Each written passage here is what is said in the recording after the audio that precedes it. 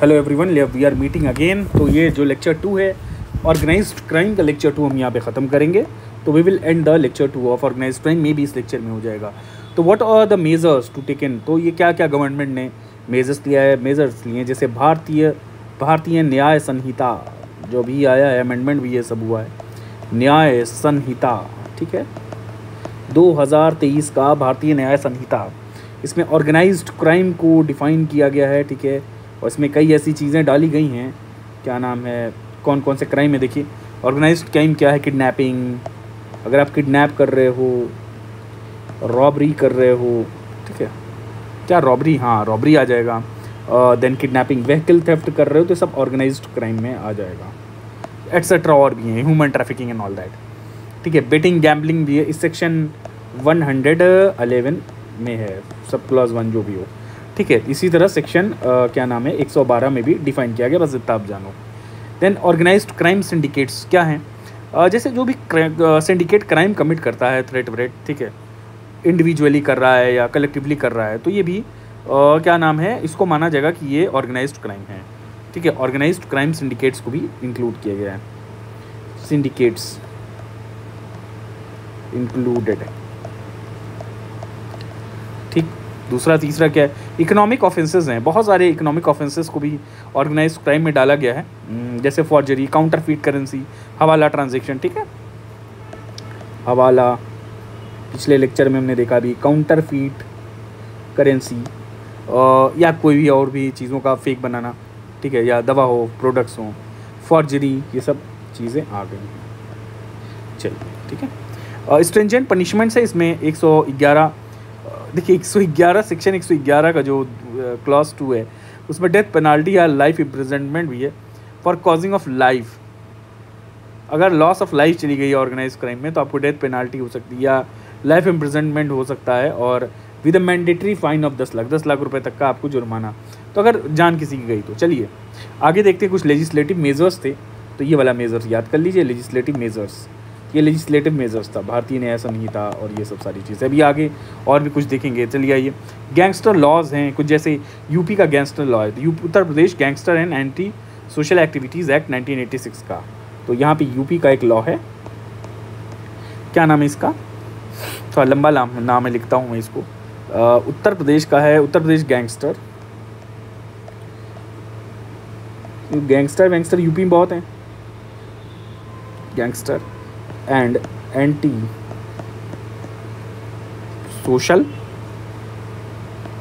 Social activities को prevent करना है, प्रिवेंशन एक्ट। तो यूपी का कौन सा एक्ट आ गया, ये gangster anti social activities prevention act, ठीक है, ये यूपी वाला आ जाएगा। महाराष्ट्र का एक एक्ट मकोका, या जो भी लिख लीजिए, मैं मकोका पढ़ता हूँ, 1999 का, ठीक है। Control of Maharashtra, control of क्या नाम है ये, ऑर्गेनाइज्ड क्राइम एक्ट, ऑर्गेनाइज्ड, ये ऑर्गेनाइज्ड है, ऑर्गेनाइज्ड क्राइम एक्ट, ये वाला एक एक्ट आ गया, ठीक है। फिर उसके बाद NSA है, नेशनल सिक्योरिटी एक्ट 1980, ठीक है, NSA 1980, और ये जो है प्रिवेंटिव डिटेंशन प्रोवाइड करता है। भाई आप नेशनल सिक्योरिटी या पब्लिक ऑर्डर के लिए थ्रेट हो तो NSA का 1980 का एक्ट लगा करके आपको प्रिवेंटिव डिटेंशन, आपको पहले से ही रोका जा सकता है, प्रिवेंटिव डिटेंशन, राइटिंग पे मत जाइएगा, ठीक है। तो ये एक एक्ट है। चलिए आइए आगे देखा जाए कौन कौन से एक्ट हैं। NSA वाला हो गया, फिर एक है NDPS एक्ट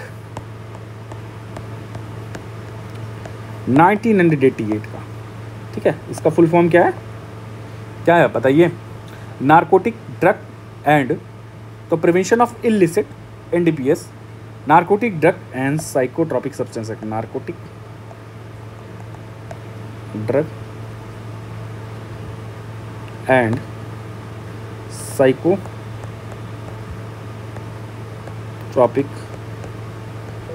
सब्सटेंस एक्ट, ये वाला एक्ट है 1988 का, ठीक है। तो ये क्या है, जो भी लोग इलिसिट ड्रग ट्रेड कर रहे हैं, ट्रैफिकिंग कर रहे हैं, उसको उनको इस हिसाब से थोड़ा सा होगा, ठीक है। So narcotic drug psychotropic substance act हो गया। अगला वाला देखते हैं क्या है measures. Some more measures are there. आप प्ले स्पीड प्लीज़ ज़्यादा ही रखना, ठीक है। आपको UAPA तो पता ही है, अनलॉफुल एक्टिविटीज़ प्रिवेंशन एक्ट, ठीक है। दूसरा हो गया prevention of money laundering act, PMLA 2002 वाला। फिर उसके बाद अनलॉफुल एक्टिविटीज़ वाला जो है ये 1967। देन NIA एक्ट 2008, ठीक है। तो ये सब सारी चीज़ें हैं। हाँ, और क्या है इंस्टीट्यूशनल मेजर्स, कुछ और भी देखिए। कुछ हैं जैसे कि एंटी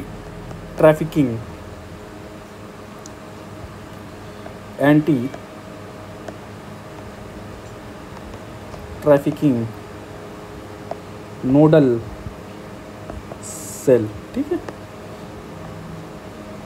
दूसरा है उज्ज्वला एंड स्वधर प्रोग्राम। ये क्या है? उज्ज्वला क्या है?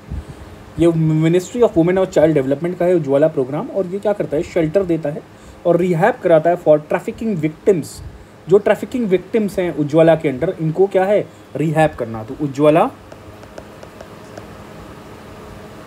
जो भी ट्रैफिक्ड विक्टिम्स हैं, वुमेन हो गई स्पेशली, उनको क्या कराना? ट्रैफिक्ड विक्टिम्स को रिहैब कराना। क्या कराना? रिहैब, ठीक है।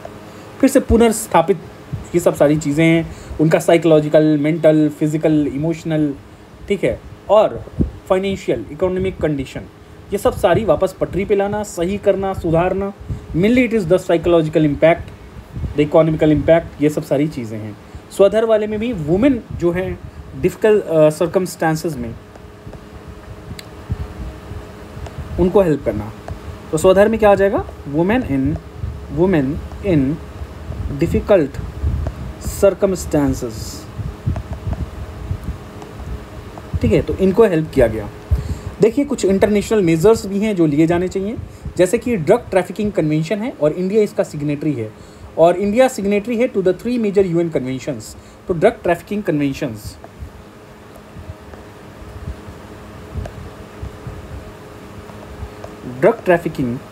कन्वेंशंस, और India is signatory to 3 major conventions. 1, 2, 3।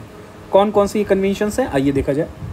पहला है single convention on narcotic drugs 1961। Single convention on narcotics drugs 1961। दूसरा है UN convention on psychotropic substance, UN convention on psychotropic, जो हमने देखा था सब्सटेंस, और ये है 71 शायद, ये है आपका 1971। और तीसरा जो है वो है UN convention against illicit traffic in narcotic drugs and psychotropic substance 1988। उसके लिए हमारे यहाँ भी जो है इसका प्रोविजंस है। तो 1988 का जो अभी हमने पिछले पढ़ा हुआ है। तो UN convention against illicit traffic in narcotic drugs, किसमें? Narcotic drugs and psychotropic substance. Year is 1988। कौन सा ईयर है? 1988 का, ठीक है। तो ये सब सारी चीज़ें हैं, एक्ट थे। फिर UNTOC है, क्या है? United Nation convention against transnational organised crime. ये ग्लोबल ट्रीटी है जो प्रमोट करता है इंटरनेशनल कोऑपरेशन। क्यों? क्योंकि हमें कम्बैट करना है ट्रांसनेशनल ऑर्गेनाइज्ड क्राइम, ठीक है। जैसे ह्यूमन ट्रैफिकिंग है, वर्ल्ड में आर्म्स स्मगलिंग चल रही है, मनी लॉन्ड्रिंग चल रही है। तो United Nation convention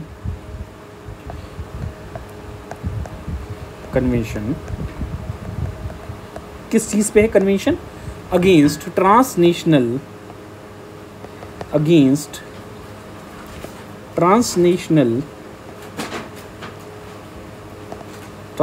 organised crime, ठीक है, 2000, ठीक।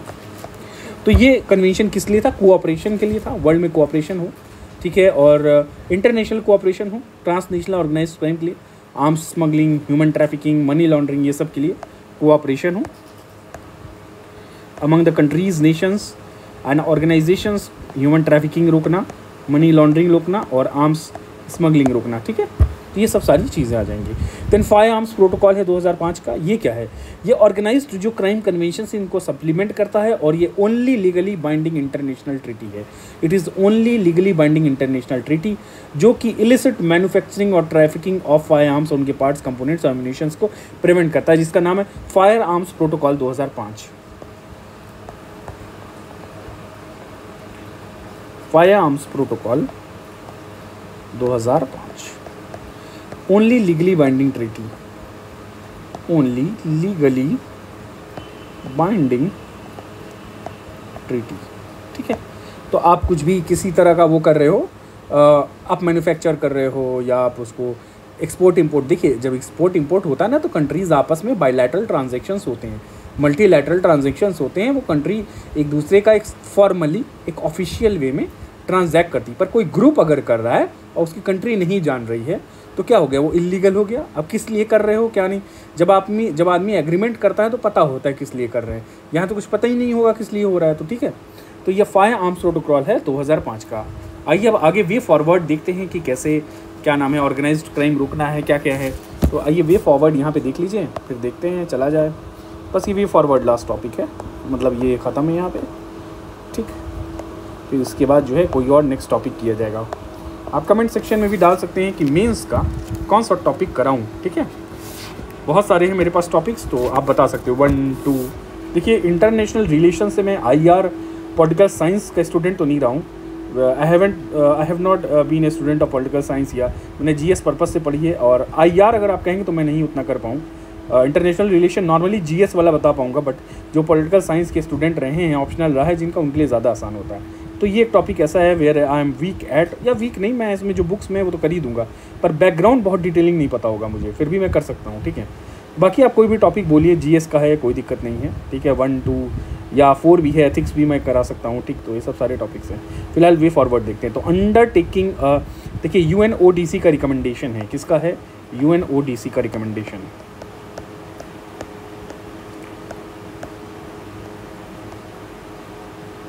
ये क्या है UNODC का रिकमेंडेशन? इट इज़ क्या है कि अंडरटेकिंग रिकमेंडेशंस कई आते हैं, तो उन रिकमेंडेशंस में एक रिकमेंडेशन ये है कि अंडरटेकिंग अ ट्रांसनेशनल जो ऑर्गेनाइज्ड क्राइम है उसका असेसमेंट करना, ठीक है। आउटलाइन द मेन आउटलाइन करो कि असेसमेंट, तो जो भी ट्रांसनेशनल ऑर्गेनाइज्ड क्राइम है उसका असेसमेंट करना। देन आउटलाइन इट कि कौन सा मेन क्राइम है जो हो रहा है, कौन सा ऑर्गेनाइज क्राइम मेन है, ठीक है। उसका मैकेनिज्म क्या है, ट्रेंड क्या है, ठीक है। ये सब सारी स्केल कितना है, और आइडेंटिफाई करना है। क्या आइडेंटिफाई करना है? जो भी नॉलेज या डेटा या रिसोर्स गैप्स हैं, ठीक है। मॉनिटरिंग से रिलेटेड, जैसे इलीगल मार्केट है जो साउथ एशिया रीजन को इफ़ेक्ट कर रही है, तो वहाँ पे देखना कि क्या क्या की नॉलेज और की डेटा हमें वहाँ से निकालना है, ठीक है, जिस वजह से ये चीज़ यहाँ पे प्रेवलेंट है। दूसरा तो identifying the key knowledge data and resource gap.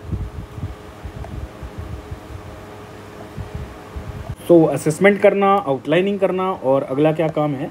देखिए यहाँ पे ये है कि देखिए एक और चीज़ है कि जो भी नॉलेज डेटा या रिसोर्स गैप अभी हमने देखा था अभी, कि उसमें देखना कि क्या क्या दिक्कत, जैसे साउथ एशिया रीजन में कि डेटा लेना, किस तरह का क्राइम हो रहा है, कैसे हो रहा है, और हम क्यों नहीं टैकल कर पा रहे हैं इसको, हमारा रिसोर्स गैप क्या है। तो आइडेंटिफाई की knowledge data and resource gap. की नॉलेज कि कैसे काम कर रहा है वहाँ पे साउथ एशिया रीजन में, इस साउथ एशिया की बात की जा रही है, ठीक है। की नॉलेज, स्पेलिंग पे मत ध्यान दीजिएगा, डेटा, और देन रिसोर्स गैप्स की how you are not able to tackle that, ठीक। तो ये सब सारी चीज़ें आ जाएंगी।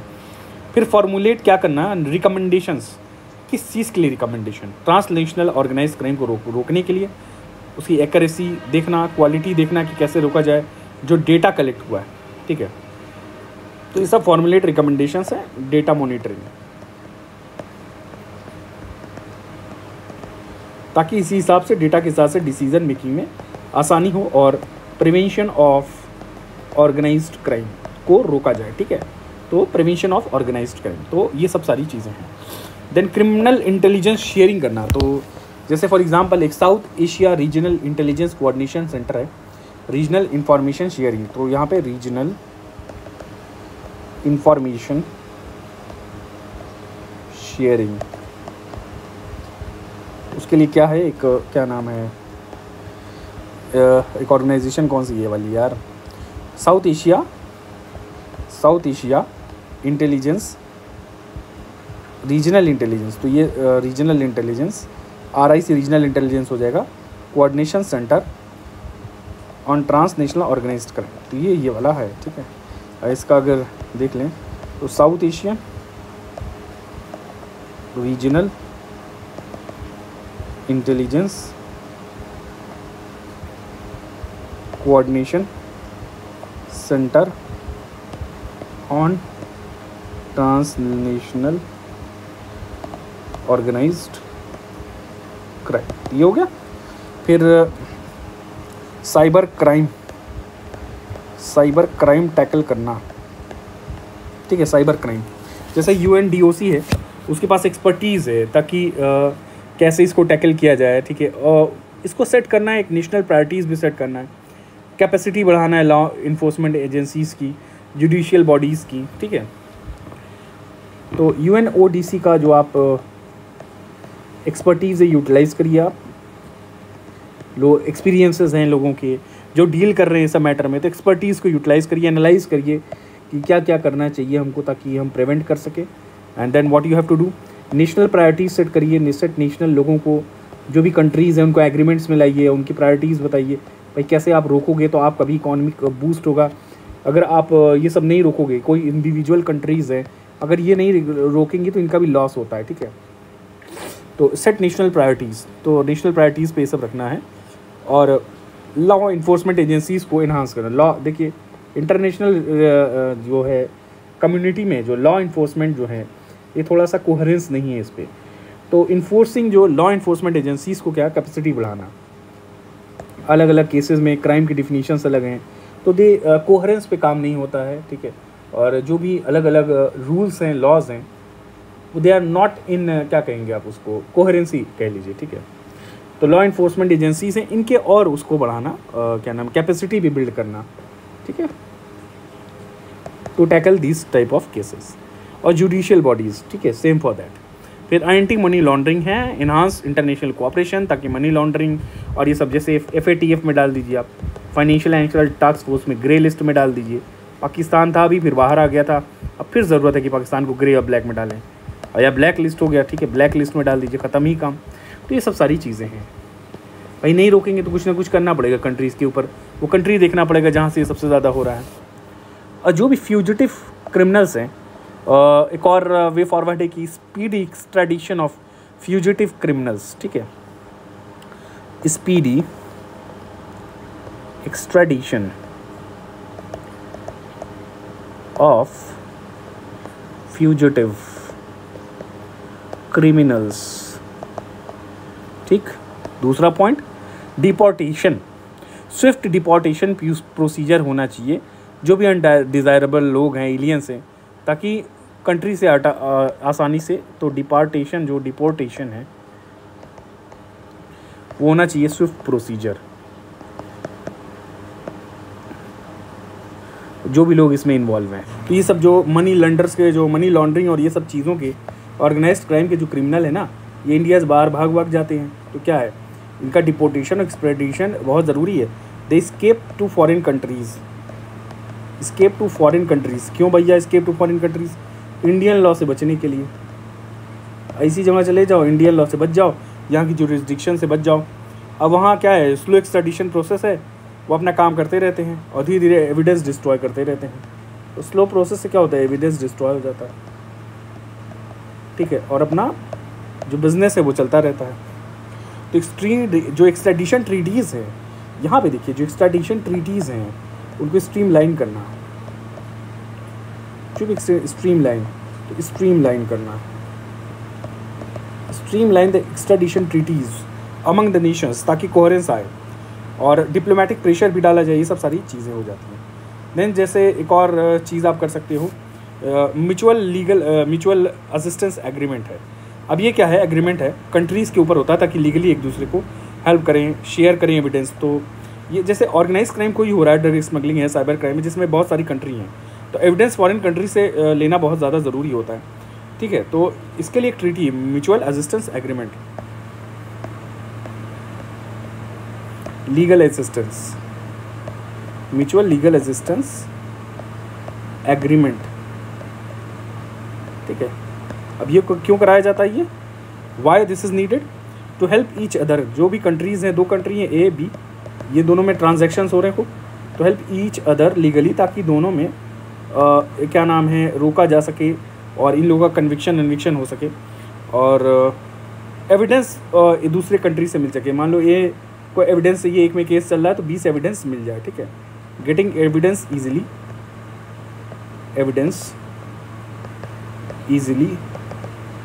Then what you have. हाँ देखिए, एविडेंस फ्रॉम फॉरेन कंट्रीज़ तो चाहिए, रिकॉर्ड्स होते हैं, ठीक है, लाइक बैंक रिकॉर्ड्स। इसमें क्या क्या एविडेंस में आ जाएगा, बैंक रिकॉर्ड्स, ठीक, सर्वर डेटा, तो ये सब सारी चीज़ें आ जाएंगी।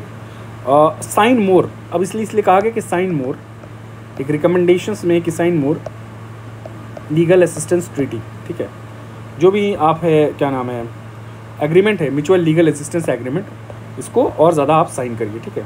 फिर इंटरनेशनल कोऑपरेशन, तो ये सब होगा ही, मनी लॉन्ड्रिंग में कोऑपरेशन हो, ठीक है। तो क्या है इसमें, ये सब सारी चीज़ें हो गई। That strengthening money laundering cooperation,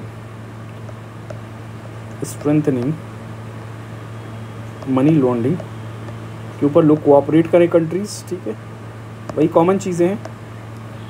जो भी लॉज हैं पास करिए आप उसको, ठीक है, ताकि ऑर्गेनाइज क्राइम बिल अभी भी पेंडिंग है, तो pass laws related with it, pass laws related to organised crime, money laundering, ये सब लिंक्ड होती हैं चीज़ें आपस में।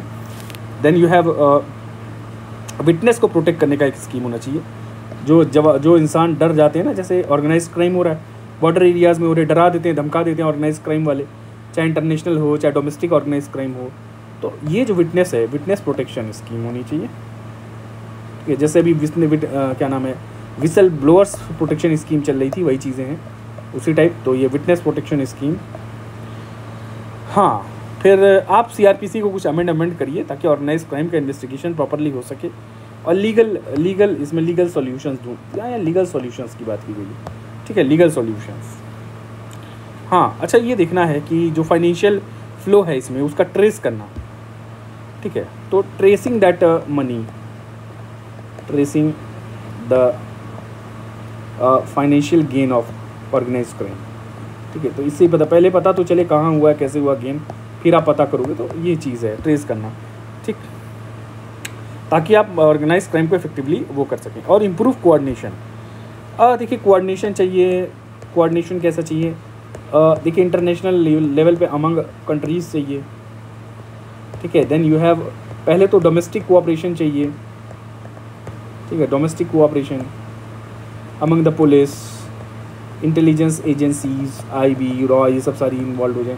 बैंकिंग से भी चाहिए, बैंकिंग इंडस्ट्रीज़ को भी ले लो, क्योंकि बैंकिंग में ही सारा पैसा इधर उधर घाल-मेल करके डालते हैं लोग, तो आईबी है, ये है, और डेटा है, क्रिमिनल्स का डेटा, स्पेशली जो क्रिमिनल हिस्ट्री वाले लोग हैं उनका डेटा वेटा ज़्यादा मॉनिटर किया जाए, चांसेस वही होता है कि यहाँ ये सब ऑर्गेनाइज क्राइम जो होगा, ठीक है। तो ये सब सारी चीज़ें हैं, और दूसरी कंट्री से एसोसिएशन है, तो ये पूरा ऑर्गेनाइज्ड क्राइम लेक्चर हो गया, तो ये सारा आपका वे फॉरवर्ड में आ जाता है, जो हमने यहाँ वे फॉरवर्ड पढ़ा हुआ है। तो ये पूरा लेक्चर कंप्लीट है, इसका PDF भी आपको मिल सकता है, उसके लिए आपको सब्सक्राइब करना है और चैनल को क्या नाम है, प्रमोट करना है। प्रमोट क्या, आप इनकरेज होऊंगा मैं तभी जब आप इसको आप शेयर करोगे, सब्सक्राइब करोगे, ठीक है। तो ऐसे कैसे मैं मोटिवेट होऊंगा, तो ये सब मैं मैटर और भी बना के दे सकता हूँ, ऐसा और भी आपको हेल्प आउट कर दूंगा, ठीक है, टॉपिक्स बता दीजिए कर दूंगा, ठीक है। मेरा अभी वाइडर रीच नहीं है, थोड़ा और बढ़ेगा तो और मैं काम सुनूंगा और अच्छे से करूँगा। ये सब सारी चीज़ें हैं। तो ये लेक्चर कंप्लीट हो गया है, और ये ऑर्गेनाइज्ड क्राइम। अगला मैं कोस्टल सिक्योरिटी, कोस्टल सिक्योरिटी मुझे one of the favourite topic लग रहा है, मुझे थोड़ा मन कर रहा है कोस्टल सिक्योरिटी पे, तो मैं कोस्टल सिक्योरिटी पे बनाऊंगा। उसके बाद और भी कुछ GS3 के टॉपिक्स हैं, लाइक एविएशन सेक्टर है, रेलवेज़ किया हुआ है मैंने, एविएशन सेक्टर में पढ़ाऊँगा, एविएशन इंपॉर्टेंट है, टेलीकम्युनिकेशन है, और भी कुछ टॉपिक्स हैं जो बहुत इंपॉर्टेंट मुझे लगते हैं, जैसे फॉर एग्जांपल इन्वायरमेंट से रिलेटेड कुछ टॉपिक है तो ये सब मैं करूँगा। स्पेशल इकोनॉमिक जोन बना है, लॉजिस्टिक सेक्टर है, तो 5-6 टॉपिक मेरे हैं, ये सब रह गए हैं, लॉजिस्टिक्स, स्पेशल इकोनॉमिक जोन, ये सब। तो ये मैं करूँगा धीरे धीरे एक एक दिन करके। आप थोड़ा प्लीज़ चैनल की रीच को बढ़ाइए।